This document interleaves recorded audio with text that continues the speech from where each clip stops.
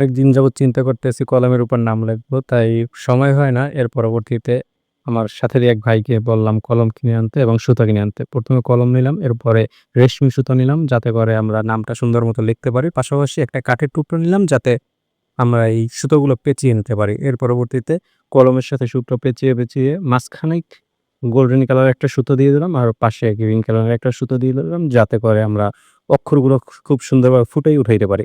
অর্থাৎ এই যে কলমগুলো দেখতেছেন কলমটারে প্রত্যেকটা সুতা মানে অক্ষর প্রত্যেকটা লেটারকে সাজাইয়ে তোলার জন্য একেকটা সুতাকে একটু টাইনে বড় ছোট করে এভাবে করে মানে আস্তে আস্তে পেঁচিয়ে ঘুরিয়ে যেটা খুবই ধৈর্যর একটা বিষয়। অনেক ধৈর্য ধরতে হয় এই কাজটার ভিতরে। তো দুজনে মিলে এই কাজটা আমরা সম্পন্ন করছি। দেখেন শুরুতেই আপনারা দেখছিলেন আউটপুটটা কেমন হইছে। কাজটা কিন্তু খুবই সুন্দর। দেখতেও খুবই সুন্দর। আর এটা নিজেই বাসায় বানিয়ে নেওয়া যায়। অনেকে আছে এগুলা বিভিন্ন জায়গায় কিনতে পাওয়া যায়। ওখান থেকে কিনে নেয়। কিন্তু এগুলো নিজেরাই বানিয়ে নেওয়া যায়। দেখেন আমি নিজে যে বানাইলাম সর্বশেষ এই হইলো আমার আউটপুটটা। কিভাবে হইছিল দেখেন। এটা যদি একটু আমার ক্যামেরাটার কারণে একটু ঘোলাটে উঠছে।